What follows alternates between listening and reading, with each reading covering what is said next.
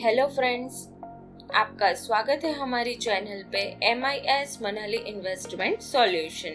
आपने अभी तक हमारी चैनल को सब्सक्राइब नहीं किया है तो फ्रेंड्स जरूर कर लीजिए और वीडियो को लाइक और शेयर जरूर करना। वीडियो रिलेटेड आपको कोई भी क्वेश्चन है तो कमेंट में जरूर पूछना। आज का हमारा टॉपिक है व्हाट इज ROE। आज के टॉपिक में हम जानेंगे ROE क्या है, ROE कैसे कैलकुलेट करते हैं, कंपनी का ROE कितना होना चाहिए और डेट टू इक्विटी रेशियो क्या है। तो आइए फ्रेंड्स आज का टॉपिक स्टार्ट करते हैं। ROE का फुल फॉर्म है return on equity.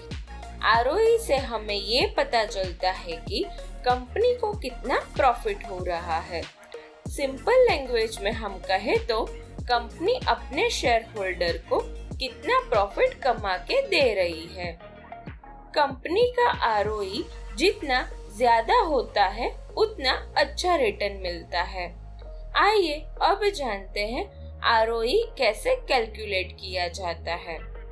ROE calculate करने की फॉर्मूला है ROE equals to net income divide by share holder equity. Net income का मतलब है कि कंपनी के जो भी खर्चे हैं उसको माइनस करके जो पैसे बचते हैं उसे नेट इनकम कहते हैं और नेट इनकम को शेयर होल्डर की इक्विटी से डिवाइड करने से जो मिलता है उसे ROE कहते हैं।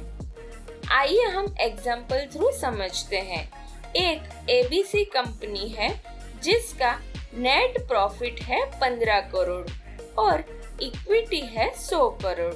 तो ROE equals to 15 divide by 100 is equals to 0.15 यानी ABC कंपनी की ROE है 15%।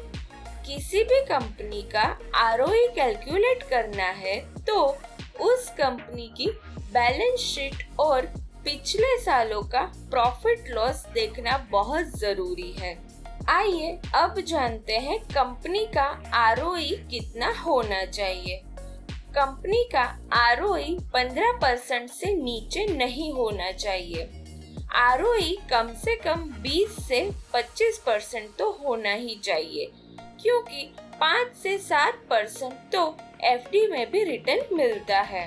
कोई भी कंपनी में इन्वेस्ट करने से पहले हमें उस कंपनी के पिछले सालों का डेटा चेक करना बहुत जरूरी है।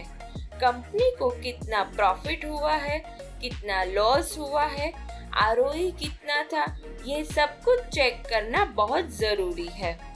कंपनी का ROE हर साल बढ़ता है, इसका मतलब ये है कि उस कंपनी में हम लॉन्ग टाइम के लिए इन्वेस्ट कर सकते हैं।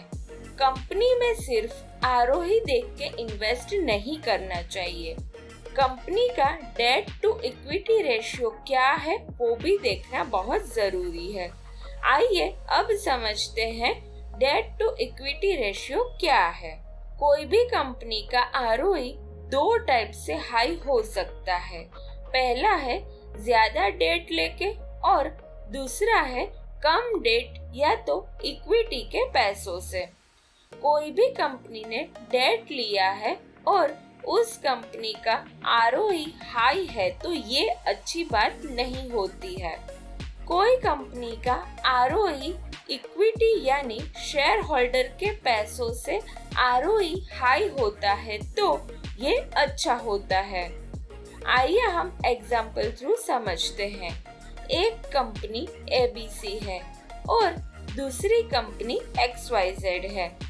दोनों कंपनी की नेट इनकम 40 करोड़ है और दोनों कंपनी की टोटल एसेट वैल्यू 200 करोड़ है।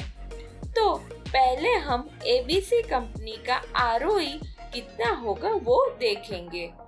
ROE is equals to net profit divide by share holder equity. ABC company का नेट प्रॉफिट है 40% और एवरेज शेयर होल्डर इक्विटी है 200 करोड़। तो ABC कंपनी का ROE होगा 20%। और दूसरी कंपनी है XYZ। XYZ कंपनी ने 100 करोड़ का डेट लिया है, तो XYZ कंपनी का नेट प्रॉफिट है 40 और शेयर होल्डर इक्विटी है 100 करोड़। तो 40 divide by 100 is equals to 40%। तो XYZ कंपनी की ROE है 40%। ABC कंपनी से XYZ कंपनी का ROE ज्यादा है, पर XYZ कंपनी ने 100 करोड़ का डेट लिया है, इसलिए ABC कंपनी से XYZ कंपनी फाइनेंशियली वीक है। ABC कंपनी का ROE कम है, बट वो फाइनेंशियली स्ट्रॉन्ग है। हमें ROE देख के इन्वेस्ट नहीं करना चाहिए, कंपनी पर डेट कितना है वो भी देखना बहुत जरूरी है। जिस भी कंपनी का ROE हाई होता है, डेट भी हाई होता है, तो उस कंपनी में हमें इन्वेस्ट नहीं करना चाहिए। जिस कंपनी का ROE हाई है बट लो डेट है और या तो डेट है ही नहीं, ऐसी कंपनी में इन्वेस्टमेंट करना बहुत अच्छा होता है। कोई भी कंपनी में इन्वेस्ट करने से पहले रिटर्न ऑन इक्विटी देखना बहुत जरूरी है। कंपनी का करंट ROE कितना है, पिछले सालों में कितना था, ये सभी इंफॉर्मेशन कंपनी के एनुअल रिपोर्ट में देख सकते हैं। कोई भी कंपनी में इन्वेस्ट करने से पहले उस कंपनी का एनालिसिस करना बहुत जरूरी होता है। तो फ्रेंड्स, आज के टॉपिक में हमने जाना कि ROE क्या होता है, ROE कैसे कैलकुलेट किया जाता है, कंपनी का ROE कितना होना चाहिए और डेट टू इक्विटी रेशियो क्या है। तो फ्रेंड्स, आपको ये वीडियो हमारा पसंद आया है तो हमारे वीडियो को लाइक कीजिए और चैनल को सब्सक्राइब जरूर करना। Bye friends, thank you.